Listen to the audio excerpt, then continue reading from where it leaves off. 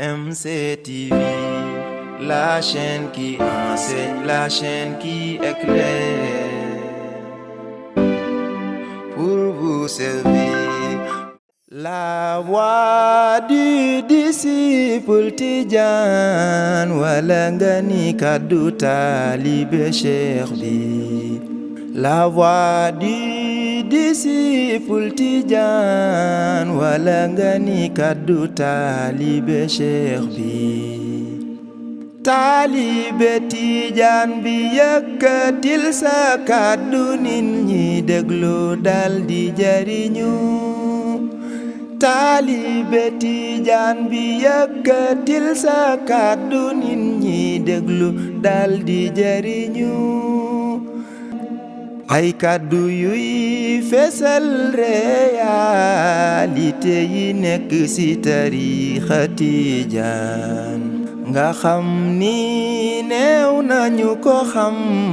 te lépp nak tegu ci xaqiiqa. أعوذ بالله من الشيطان الرجيم بسم الله الرحمن الرحيم Assalamu alaikum mbokk téléspectateurs yi ñuy suivre ci Medina Cheikh TV ñu ngi nuyu ku ci nekk ci turam ak santam di amaat mbégte bu rëy rek retrouver leen ci seen émission La Voix du disciple Tidjane maanaam kaddu taalibe Tidjane bi nga xam ne seen chaîne Medina Cheikh TV seen chaîne de lumière le support de la vérité par la vérité chaîne bi nga xam ne ni moo leen di décortiquer li nga xam ne ni làqu na ci lii di tarixa Tidjaniya bi moo leen koy baaxee saa su ne macha allah tey nag ñu ñëwaat ak yéen ci benn thème benn pilier bu am solo ci tarixa Tidjaniya muy lan li ñuy wax wazifa macha allah nga xam ne ni itamit mooy base fondamentale Cheikhu Tidjani di base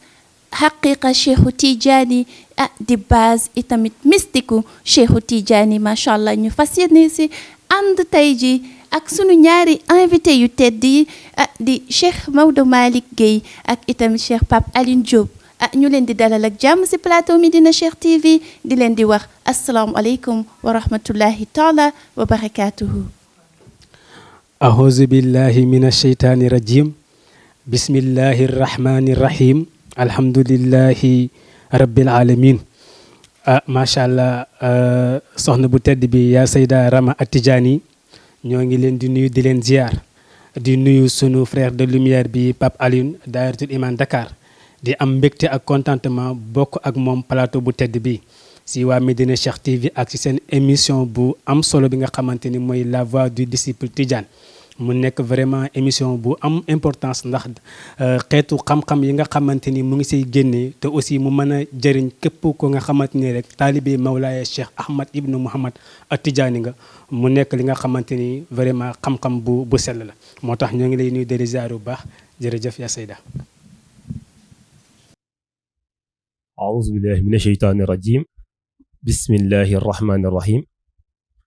الحمد لله رب العالمين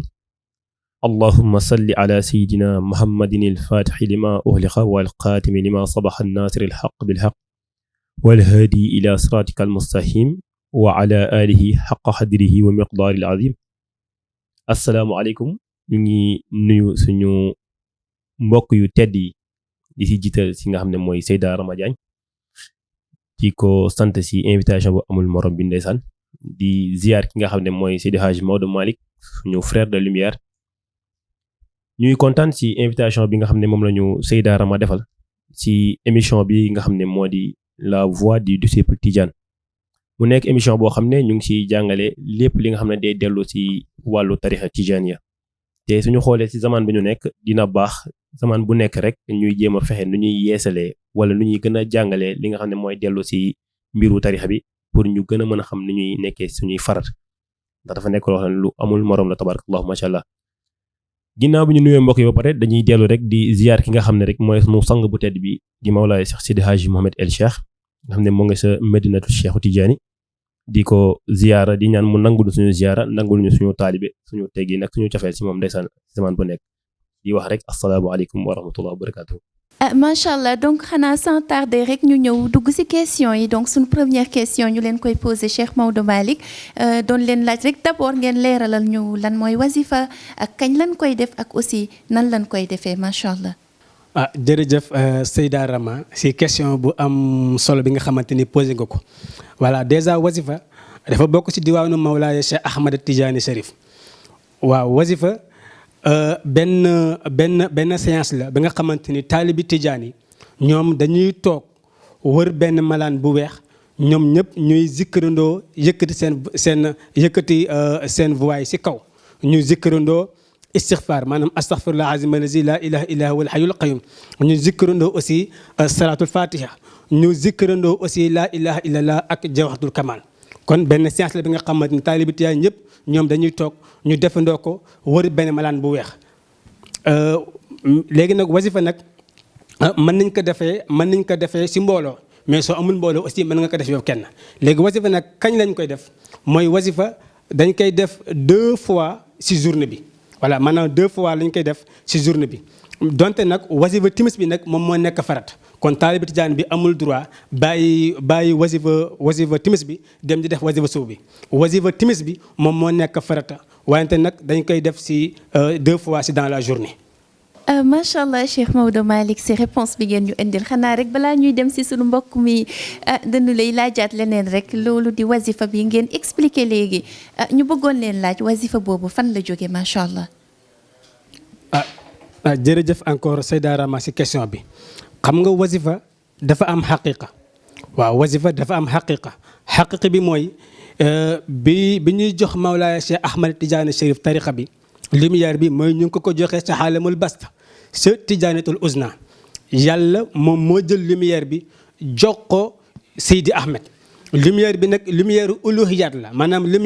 leer la bi nga xamante ni yàlla daf ko jëlee si jëmmam waaw si jëmmam si la ko yàlla jëlee li Cheikh Al Hadji Malick wax ne wa innahu is arada allahu nashatana abana min nuurihi nuurana bil xalami noonu yàlla defal yonent bi si noonu aussi la yàlla si jëmmam aussi si la yàlla jëlee leeru tariqa tijaaniya jël leer bi dénk ko Seydi Ahmed naka la ko joxe mooy yàlla dafa jàng suratul fathi dafa wax bismillahi rahmani rahimi inna fatahnaa laka fathan mubinan li yaxfira laka allahu ma taqaddama min zambika wa ma taaqara wa yutimma nihmatahu alayka wa yahdiyaka siratan mustaqiman wa yansuraka allahu nasran hajizan jël lumière bi teg ko si loxo Seydi Ahmed lumière bi aussi nekk benn kurus bu weex mu jox ko Seydi Ahmed aussi woo Mawlaaya Cheikh Ahmad Tidiane Chérif parce que Mawlaaya Cheikh Ahmad Tidiane Chérif moom moo nekk xatmiyam moo ko mu ñëw mu jël lumière bi aussi teg ko si loxo Sidna Cheikh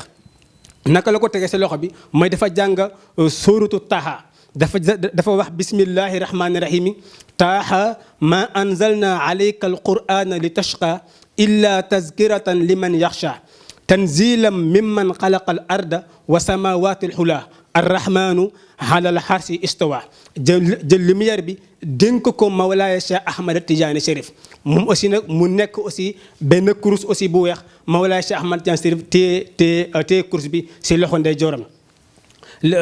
Seydi Ahmed aussi jël course bi nga xamante ni mu ngi bàyyeekoo si suratul Fathi tak jël ko jox ko Mawlaaya Cheikh Ahmad Tidiane Chérif Mawlaaya Cheikh Ahmad Tidiane Chérif aussi sol ko si baatam mooy course bi nga gis Mawlaaya Cheikh sol ko si baatam benn bi aussi mu téye ko si loxo ndeyjooram Mawlaaya Cheikh Ahmad Tidiane Chérif nag léegi jël na lumière bi jël na leeru tariqa tijaaniya léegi nag war na ko parce que lumière boobu moom moo war a niitee ëllëg moonu shahada bés bu ñu bindee àdduna donte nag booba fekk na yàlla bindagul moonu shahada Mawlaaya Cheikh Ahmad Tidiane Chérif nag wàcc jóge albasta wàcc bi mu ñëwee ba basatul jalaali moom malaayika yi ñoom yëg nañ ne am na lu Mawlaaya Cheikh Ahmad Tidiane Chérif jëlee alamul basta en tant que lumière ñoom aussi comme malaayika ñoom lumière la ñuy dundee ñu ñaan Mawlaaya Cheikh Ahmad Tidiane Chérif si lumière bi Mawlaaya Cheikh Ahmad Tidiane Chérif si ndigalu Seydi Ahmed mu jox leen mu fekk fa 30 malaayika ca basatul jalaali mu jël 30 istixfaar jox leen loolu sax moo tax bu ñuy wasifa fii si mënu shahada ñu jàng 30 astaghfirullah hazima allazi la ilaha illa huwa alhayyul qayyum mu ngi dellu si 30 malaayika yi nga xamante ni moom la Mawlaaya Cheikh Ahmad Tidiane Chérif fekkoon basatul jalaali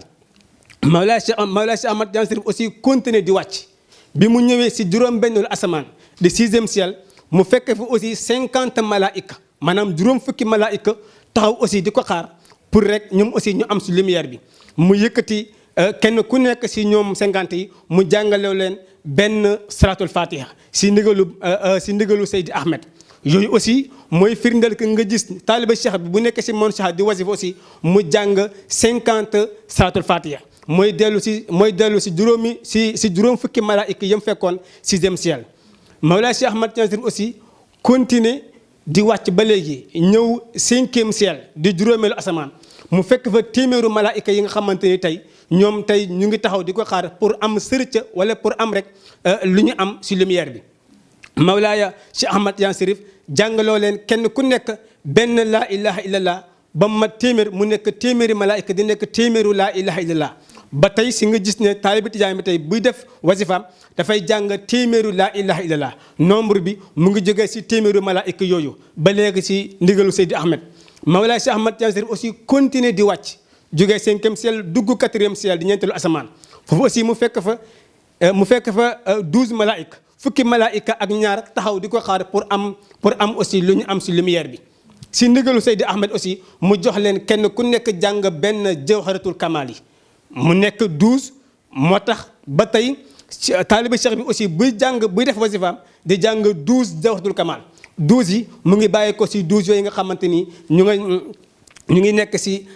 ñeenteelu asamaan 12 yooyu nag bi nga ko jàngee ba pare nag ñoom dañu mujj seey ñu mujj seey mu nekk zawiya Mawlaay Cheikh Ahmad Tidiane Chérif bi nga xamante ni mooy nekk 4e ciel moo tax Seyda Rama loolu rek mooy li nga xamante ni tey mën nañ ko apporter tey si question bi nga xamante ni tey dafay dellu si xaqiqa wasifa di la nuyu di la zaaru baax jërëjëf.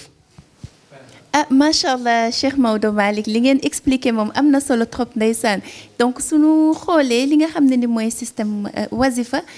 par rapport ak explication ndeysaan yi ngeen si joxe dafay firndeel rek montrer rek que ni li nga xam ne ni daal mbir boo xam ne ni yàlla subhanahu wa taala d'accord na si yonantu bu tedd bi Seydi Ahmed sallallahu alayhi wa sallam garantir ko mu doogaay wàcc macha allah am na solo trop ndeysaan ñu leen di remercier xanaa rek ñëw si sunu beneen invité bi ndeysaan di leen laaj rek comme ni ko Cheikh Maodo Malick waxee suñuy wasifa dañuy lal malaan ñu bëggoon leen laaj rek ngeen leeralal ñu malaan boobu ñu nekk di lal suñuy def wasifa lan mooy li ko sabab macha allah. tabarakallahu macha allah Seyda Rama ñu ngi am kontaan ndeysaan di tontu sa question bu am solo bi tabarakallahu ndax amaana mën nañu ne nit ñu bëri wala taalibe cheikh yu bëri wala adepte yu bëri ñu ngi xam ne ñu ngi nekk ci tarixa tijaan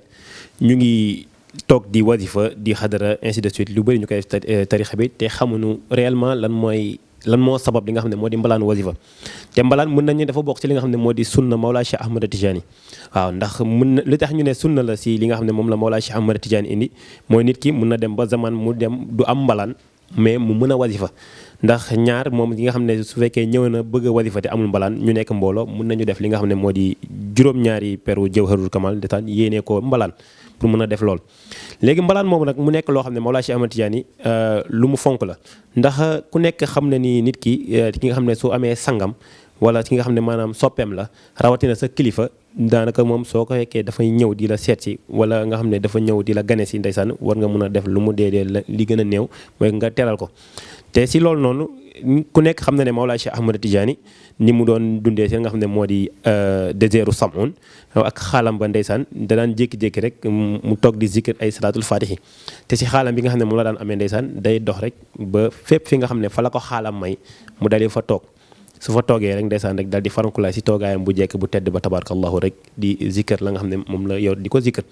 yàlla def benn bis si waxtu tisbaar mu génn ba mu génnee si désertu Samoun muy doxantu di zikr ay salaatul fatihi naka lay dox ba si benn bërëb rek ndeysaan mu toog ba mu toogee naka la commencé di zikr salaatul fatihi rek mu jékki-jékki rek Seydi Ahmed ñëw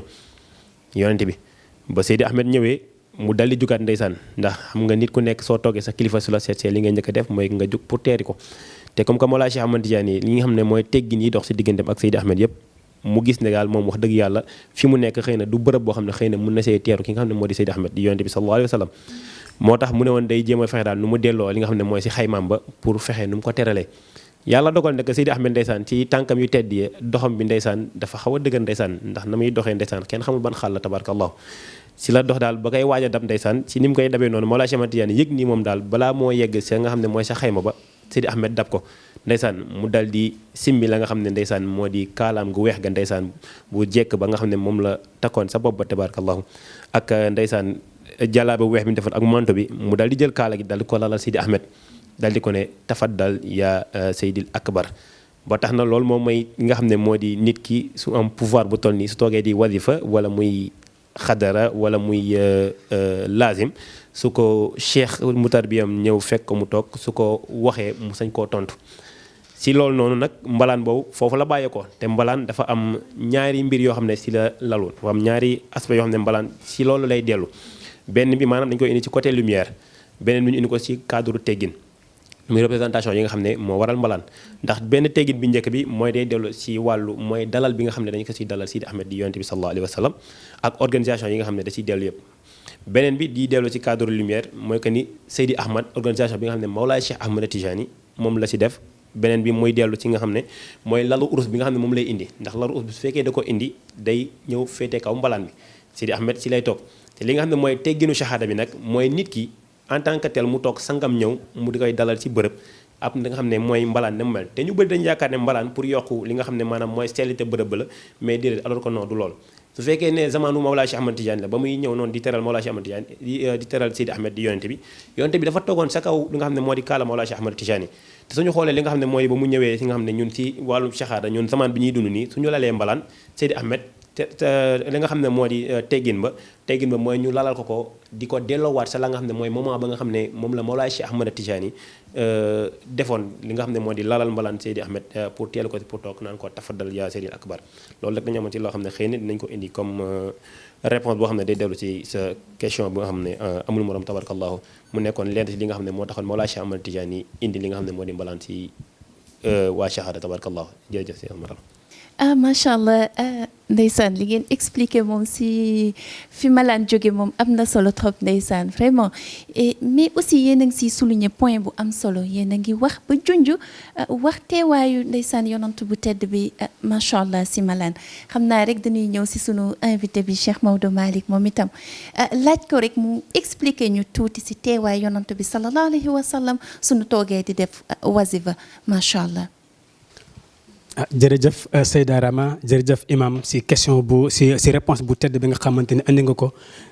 aussi si teewaayu Seydi Ahmed si malaanu wazifa mu nekk vraiment événement bu am solo si séance wazifa waaw xam nga dañu wax ni bu ñu amee juróom-ñaari per si Jawharatul Kamal yi si la Seydi Ahmed di ñëw am na ñu wax loolu aussi moo nekk shariha si tariqa tijaaniya waaye si xaqiqa am na ñi nga xamante ni ñoom bu ñu lalee malaan bi rek Mawlaay Seydi Ahmed dafay ñëw wante bu ñu delloo si shariha bi nu mu ñëwee bu ñu demee ba toll si juróom-ñaari peru Jawharatul Kamal bu ñu si duggee rek yow mi am basira nekk si jàkk bi wala nekk ak fa mëntu nekk rek da ngay gis ne da ngay gis ne plafond jàkk bi dañ koy tijji fekkee am nga basira mën nga ko seede ba léegi bu ñu ko tijjee nag si ngay gis 12 malaayika fukki malaayika ak ñaar ñu gàddu benn lalu wurus bët asamaan yi di ñëw di ko indi si malaan bi bu ñu ñëw nag asam ñoom aussi ñu ngi ànd ak riir waaye ñoo ngi zikkir di wax ne bismillahi rahmaani rahim ya allahu bismillahi rahmaani rahim ya rahman bismillahi rahmaani rahim ya rahim bismillahi rahmaani rahim ya latif bismillahi rahmaani rahim ya basitu bismillahi rahmaani rahim ya salaam parce que aussi zikr boobu nag moo leen di may pouvoir ak force pour ñoom ñu attan lalu wurus boobu ñu ñëw nag bu ñu ñëwee aussi ñu teg lal bi si malaan bi wante lal bi mu ngi am ñeenti tànk mais tànk yi du laal malaan bi waaw tànk yi du laal malaan bi bu ñu ko tegee noonu nag bu 7e perle bi di waaj a jeex maanaam juróom-ñaari peru Jawharatul Kamal bi waaj a jeex si lay Seydi Ahmed si lay Mawlaaya Cheikh Ahmed Tidiane Chérif di bëtt asamaan yi di ñëw nga gis ko moom Mawlaaya Cheikh Ahmed Tidiane Chérif ak manteau bu rouge bi ak sikkim bi ak taaru bi ak lumière bi mu bëtt asamaan yi ñëw toog si lal bi toog si digg lalu wurus bi mu toog bu ñu jeexalee 7e perle bi di dugg si 8e perle bi si noonu rek si ngay seen Seydi Ahmed moom aussi Seydi Ahmed di bëtt asamaan yi di ñëw mais bi mu ñëw aussi mu ngi ànd ak xulafaawul arbaa mu ngi ànd ak Abubakarin Saddiq mu ngi ànd ak Seydina Umar ibnul Xattaab mu ngi ànd ak Seydina Ousmane mu ngi ànd ak Seydina Aliyu karamallahu wajhahu ñoom ñeent ñoo ko cerclé ñoom ñeent ak Seydi Ahmed ñu wàcc ñëw bu ñëwee Seydi Ahmed toog si digg lal bi lal wurus bi dend ak Mawlaa Cheikh Ahmad Tidiane Chérif ñu ferenkalaayu lu si gën a ëpp nag sanga bi nee na ñoom penku la ñu jàkkaarloo ko bu ñu toogee nga gis Abubakarin Saddiq toog si benn coin malaan bi Seydina Omar toog si benn coin malaan bi Seydina Ousmane toog si benn coin malaan bi Seydi Aliyu aussi toog si benn coin malaan bi ñu ànd en même temps ak wasifa bi si ñi nga xamante ne ñu ngi wasifa di jàng Jawharatul Kamal ñoom aussi ñu ànd si jàng Jawharatul Kamal bi Mawlaa Cheikh Ahmad Tidiane Chérif ak Seydi Ahmed di jaayoo bu ñu demee ba zikir bi jeex bu ñu tëjee nag Seydi Ahmed jóg mais ñu fàttali ne bu ñu jàng Jawharatul Kamal yi bu ñu jàng Jawharatul Kamal xulafaa'ul arbaa kenn ku nekk yaa ngi jël sa loxo teg ko si dënn ànd ak Seydi Ahmed ak assemblée bi aussi di jàng Jawharatul Kamal moo tax ñi nga xamante ne ñoom dañuy tënku si saratu Muhammadiya ñoom di wedi tariqa tijaaniya xamuñ ne à chaque fois bu ñu la lee malaan wasifa rek xulafaa'ul arbaa dañuy ànd ak yonent bi ak Mawlaa Cheikh Ahmad Tidiane Chérif ñu ñëw teew si malaan bi loolu nag moo nekk réponse bi nga xamante ni moom la ñu mënoon andi si teewaayu Seydi Ahmed ak Mawlaa Cheikh Ahmad Tidiane Chérif ak xulafaa'ul arbaa ak yenn si mag ñi nga xamante ni ñoom parfois aussi danañ ñëw di teew si malaan bi macha allah si dara ma di la remercier di la ziar bu baax jërëjëf. macha allah Cheikh Maodo Malick li ngeen expliqué moom ndeysaan yéeme na de am na solo trop itam moom daal xam naa ni moom suñuy xool daal moom mën nañu wax ni daal jëmm ju tedd ji di Cheikhu Tidiane moom ruux bu mësul toog ak yonantu bi sallallahu alayhi wa sallam daal Cheikhu Tidiane moo si aay ndaxte dina la permettre nga mën a toog ak jotaay ak ñu tedd ñooñu bokk ak ñoom si benn jotaay muy lu extraordinaire quand même ñu leen di jaajëfe si réponse bi te itam ndeysaan comme ni ngeen ko waxee rek loolu dafa nekk li nga xam ne ni quand même Cheikh du ñëpp la may màkkaama ñu mën a am gis-gis si loolu mën ko kii di ñaan rek ndeysaan yàlla yombalal ñu lépp rek ba ñëpp ñi nga xam ne ni ñu ngi toog di wasifa mën a teg seen bët quand même si réalité yu extraordinaire yooyu nga xam ne ni vraiment dëgg-dëgg ku ko xool rek dafay xam ni daal jëmm ju tedd ji di Cheikhu Tidiane ngand pire la macha allah xanaa rek ñu ñëw si sunu dernière question bi rek ñu koy posé sunu mbokk mu tedd mi Cheikh Pape Alioune Diop suñu nit ki toogee di wasifa mën nañ la laaj lii di wasifa ban jeexital lay mën a def si jëmmu nit ki wala si ruux nit ki nga xam ne ni mu ngi toog di def wasifa macha allah. tabarakallahu macha allah ndeysaan Seyda Rama di kontaan ndeysaan si question bi amul morom bi macha allah ndeysaan mu mel ni da nga laaj bu am importance ndeysaan mooy liy delloo si nga xam ne mooy wasifa bi nga xam ne moom la disciple Tidiane di def ban jeexital lay am si jëmmam ak si ruuxam foofu damay ne maanaam dina def jeexital boo xam ne dina ko delloo si jëmmam am benn boo xam ne da koy dellu si ruuxam ndax bu nu fàtte que ni kii di Mawlaa Cheikh Ahmad Tidiane ba mu ñëw si zaman dafa fekkoon fi ñoo xam ne ñoom dañ nekkoon ne ñoom tarbiyatul nafs la ñuy def moom mu ñëw ne moom tarbiyatul ruux lay def mais teewul ne tarbiyatul ruuxam bi muy def maanaam xam ne moom la xam-xam doomu aadama jëmbi doomu aadama moo tax mu ne moom lumière lay jël def ko si biir ruux lumière boobu noonu nag day scintiller di maanaam di développé wu ba laal jëmm ji su ko laalee nag loolu nag moom mooy tax nit ki ne ñu ne kii nag moom yegg na si li nga xam ne mooy li ñuy wax perfection te loolu dañ ko ñëwee si pour ñu layal ko si li nga xam ne moo di wasifa maanaam day nekk loo xam ne lu ñuy sabar la tabarakallahu ñu gis ni que mbalaanu wasifa nekk na loo xam ne xëy na nit ki mu ngi si toog si toogee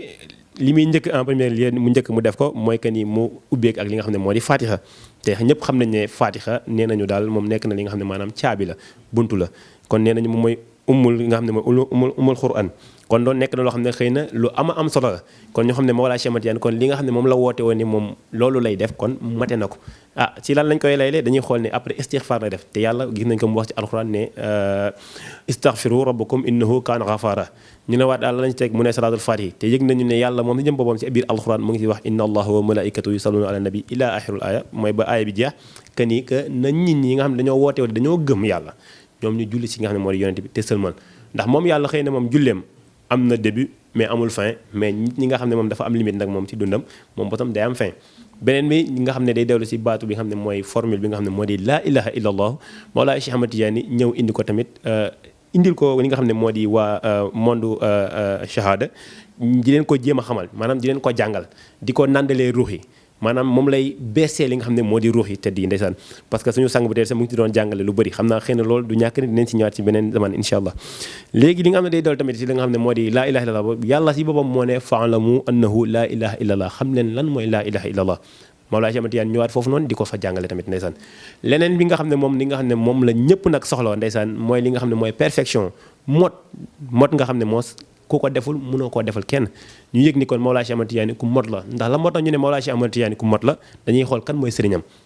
waaw ndax sëriñam bi nga xam ne moo di yonente yàlla Muhammad sallallahu alayhi wa sallam mooy sëriñu Mawlaay Cheikh Ahmad Tidiane waaw te moom la yàlla wax wa innaka la ala xuluqil azim te du benn tagg boobu la ko tagg ci alxuraan ndax bëri na si lim ko tagg te lépp day dellu si wàllu jikko si wàllu xol kon donc ñun dañuy yëg ni kon wasifa boobu ngay def jeexintal bu nekk na ko am ndax jëmm ji toog jàng fatiha ba jàng istixfaar tey ji nii dañu naan jëmm ji kat moom ñëwoon na nekk jëmm joo xam ne jëmm ju tilim la jëmm joo xam ne maanaam moom mi amul dara loo xam ne maanaam lu laab la ci moom nga jàng fatiha jàng istixfaar ñu ne kii de moom simi na yére mi tilim yo mu soloon kii moom fu mu toll nii sangu na ñu ne ak lan moo ci des mu leen nañ jàng salaatul fatihi te yàlla moom neewoon na gaay kat nañu julli si yonent bi ndax yàlla moom si boppam am na loo xam ne da koo denc mu nekk trésor boo xam ne xëy na da koo denc Seydi Ahmed yonent bi sallallahu alayhi wa sallam ndax secret boobu nag loolu moo tax mu ne nañu julli te nit ñi ñu ngi rawante si li nga xam ne moo di salaatu ala nabi si julli mais nag ak ban julli nga xam ne lañuy def Mawlaay Cheikh Ahmad Tidiane indi bi nga xam ne moo si gën moo si mën te gën see aay waaw pour defal li nga xam ne moo di ruux ndax loolu moo di salaatul fatihi ndax ñëpp xam nañ ne salaatul fatihi mooy caabi bi nga xam ne su duggee si biir ruux lépp loo xam ne moo nekkoon buntu wala moo nekkoon code wala lépp loo xam ne maanaam dañ koo tëjoon rek da koy ubbi waaw ndeysaan te loolu noonu maanaam dañ koy delloo si cadre ruux mais bi ñu koy delloo si jëmm bi nga xam ne mooy di jëmm doomu aadama maanaam dañuy ne moom salaatul fatihi boobu noonu si jëmm ju mu fekk dina si def barke si moom dina def yiw si moom dina def si moom li nga xam ne moo di cellte dina def si moom njub dina def si moom gëm ndax Mawlaay salaatul fatihi jëmm ju mu dugg rek dina yokk ko li nga xam ne moo di sa bëgg li nga xam ne moom nga bëgg yonent bi sallallahu alayhi wasallam sa bëgg bi nga xam ne moom nga bëgg Mawlaay Cheikh Ahmad Tidiane ak sa bëgg bi nga xam ne moom nga bëgg li nga xam ne mooy yàlla subhanahu wa taala beneen bi nga xam ne day dellu nag si li nga xam ne mooy formule bi di laa ilaha illa allahu mooy ngi nii nga yëg nii moom dara nekk fi lu dul yàlla te nga xam ne nga war koo yëg nag si ay dimension yu bëri benn bi na def leen sa dimension mooy nga xam ne nit ki en tant que nit mu def ko si jëmmam mooy que dina tax ba nit ñi moom mu xam ne réellement dara nekk fi lu dul yàlla léegi nag leneen liy dellu si yi nga xam ne mooy peru laa ilaaha illallaah yi nga xam ne moom lay rëq si mbalaan boobu mu toog noonu yooyu amaan na yeneen da koy def ne jeexit yi nga xam ne da koy def si ruux bi ndax loolu mooy waral ne moom mu seede ni moom ruuxam seede na ni moom instant ni gëm na yàlla te yàlla rek moo fi nekk amul leneen loo xam ne moom lu weesu yàlla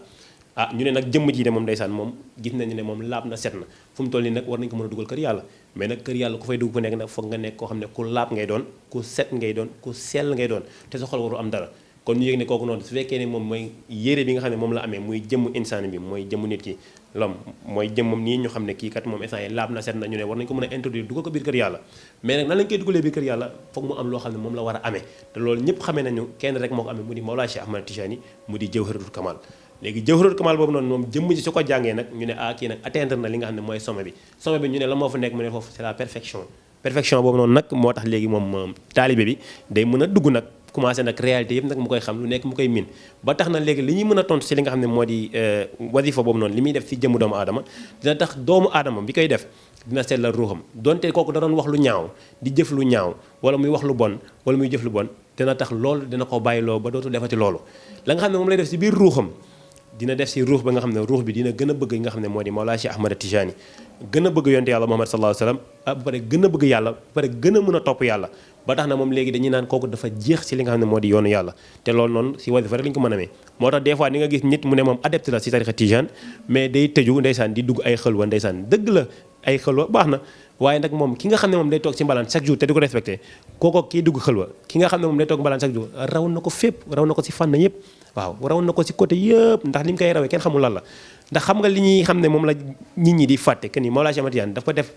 wasifa mu nekk diwaanam la moo tax mu def ko diwaanam yëg na ni ruux yi seen jëm bopp dañoo soxla lumière mais tamit yëg na ni que nit ñi en tant que nit humain ñu nekk ay jullit bëgg nañu Seydi Ahmed mu jéem a fexe ba créer benn organisation boo xam ne mooy tax tey nit ñi di mën a toog di mën a toogandoog ak yonent bi yàlla Muhammad sallallahu alayhi wa sallam di naan ci lumière am ba nga xam ne jikkoom yu tedd yi nga xam ne moom la amee woon mu leen koy jox ñu koy jikkoo si la nga xam ne mooy di si dund shahada bi maanaam si dund àdduna bi ñu nekk ak si la nga xam ne mooy di lumière bi dugg seen ruux di tax ñuy gën a bëgg seen borom ba tax na ñuy jéem a donte duñu mën a jaamu comme yonente yàlla Muhammad na ma doon jaamu yàlla waaye ñu jéem a topp si ay tànkam jéem koo roy ba ëllëg suñu taseeg seen borom duñu rus ndax ruux bu nekk la muy namm si li nga xam ne mooy si fa mu jëm mooy toujours mu dellu sa la nga xam ne mooy source am te loolu la jëm ñu nekk di ñaan tabarakallahu macha allah mu mel ni comme loolu la ñu mënoon indi ndeysaan si leeral bi nga xam ne moom la ñu leeral si li nga xam ne moo di wadifa ndeysaan ak la nga xam ne mooy yi nga xam ne moom lay def si ruux ak yi nga xam ne si def si jëmmu doomu aadama tabarakallahu macha allah di la jaajëfe baax si xarama macha allah macha allah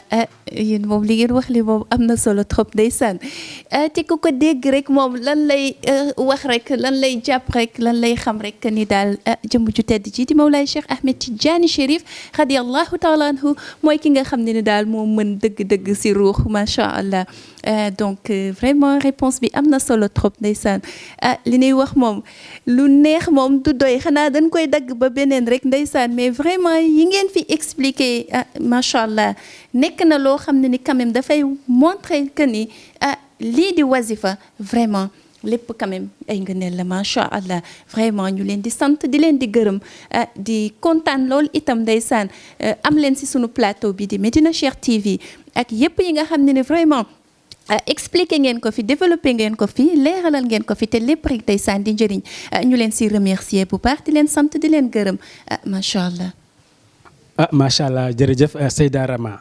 si sa invitation bi ak thème bu am importance bi nga xamante ni andi nga ko parce que wazifa aussi moment de communion la ak yonent bi sallallahu alayhi wa sallam moo la Cheikh El Hadji Malick wax ne bu jar na même boo amul loxo boo amul tànk nee na teewee ko rek jar na di bëringu dem ba teewee ko ndax la nga fay amee comme yiwu lumière ak comme yiwu lumière si ruux ak si nafsu comme ni ko sunu mbokk lumière bi waxee moo tax vraiment ñu ngi leen di remercier yow Seyda Rama di remercier aussi waa équipe Medina Cheikh TV yëpp si seen liggéey yi nga xamante ni vraiment chaque fois ñu ngi koy suivre si YouTube bi ak si lépp rek mu nekk vraiment liggéey bu am solo di liggéey bu set di leen si remercier di ñaan rek yàlla na vraiment liggéey bi gën a avancé yàlla na aussi sang bi dolli leen yiw dolli leen leer bi barkati Mawlaa Cheikh Ahmed Tidiane Chérif di leen jaajëf lu baax jërëjëf yaa Seyda Rama. tabarakallah macha allah ndeysaan Seyda Rama ndeysaan ñi ngi am kontante ndeysaan si invitation bu amul morom bi ndeysaan di si remercier ñi nga xam ne moo di waa Medina Cheikh TV ndeysaan di kontaan si li nga xam ne maanaam mooy thème yu am solo yi nga xam ne moom ngeen di doxal si seen émission bi nga xam ne amul morom macha allah parce que gis nañu ne li ngeen di jàngale li nga xam ne day doon si wàllu tarixa bi te loolu noonu dafa nekk loo xam ne dina jàppale ñu bëri pour ñu mën a xam li nga xam ne moo di liy dellu si cadre tarixa bi ak ñu mën a xam seen farata ak naka lañ koy doxalee tabarakallahu su loolu yëpp jàllee rek dañuy def leen li nga xam ne maanaam loolu rek la ñu am te di ko doxal si zaman bu nekk muy que ni gërëm ak sant li nga xam ne mooy suñu sang bu tedd bi nga xam ne moo nekk Medina Cheikh Tidiane Chérif ndax li ñi nga xam ne moom lañ ciy wax nii yëpp ak xëy na leneen yi nga xam ne mbokk yu tedd yi jaanañ di ko yëpp lépp lañ koy génne si li nga xam ne moo di jàng bi nga xam ne moom la Mawlaay Seydi Mouhamed Cheikh jàngal ñu te loolu yëpp def ko ci lu dul li nga xam ne moo di prouver toujours lépp li dellu ci cadre lumière ak ci li nga xam ne day dellu ci cadre teggin ndax zaman loolu la laaj moo tax mu koy doxale noonu ci zaman bu nekk te yaakaar naa ne kon moom li ñu war a def rek mooy di ko remercier di ko gërëm tamit di ko jaajëfal ak di wax mu nangul ñu ci zahir nangul ñu ci baatin tabarakallahu macha allah ndax lii moom mbégte la te loo xam ne moom ba ilaa abad la day doon macha allah tabarakallahu di wax rek asalaamaaleykum wa rahmatullah tabarakallahu macha allah. donc ñu ngi sant di gërëm sunu invité yu tedd yi nu bokkaloon ak plateau bi tey donc chers téléspectateurs de Medina Cheikh TV nous sommes au terme de cette émission la voix du disciple Tidiane maanaam kaddu taalibi Tidiane bi nga xam ne ne nag tey indi loon noonu leen beneen pilier si tarixa Tidiania bi muy lan muy wazifa nga xam ne ni vraiment sunu mbokk yi tedd yi sunu invité yi tedd yi indil nañ ñu si lu am solo lépp rek ndeysaan di wane ni pilier yi moom boo si jël rek ndeysaan gis si yu lu yéeme vraiment macha allah muy quand même lu am solo trop ndeysaan donc xanaa ñuy ñëw remercier rek toute l'équipe Medina Cheikh TV di remercier ñi nga xam ne ni ñëpp ñu ngi si ginnaaw ànd ak ñun si liggéey bi saa su ne ñi nga xam ne ni ñu ngi si côté technique bi di def itam liggéey bu amul morom vraiment ñu leen di sant di leen gërëm macha allah xanaa di leen jox rek daje rendez-vous bientôt incha allah si beneen pilier itamit bu am solo si tarixa Tijaaniya bi nga xam ne ni dinañ si ñëwaat incha allah ànd seeg yéen décortiquer ko itamit expliquer waat si lu bëri macha allah donc di leen wax asalaamualeykum wa rahmatullahi taala wa barakatuhu. taalibe Tijaan bi yëkkatil sa kàddu nit ñi déglu dal di jariñu waxal ñu nuur si leer yi mën a xam jariñu leer si ruuxu nga wax nu nuur si leer yi mën a xam jariñu leer si ruuxu yow taalibe Tijaan bi yëkkatil sa kàddu nit ñi déglu dal di jariñu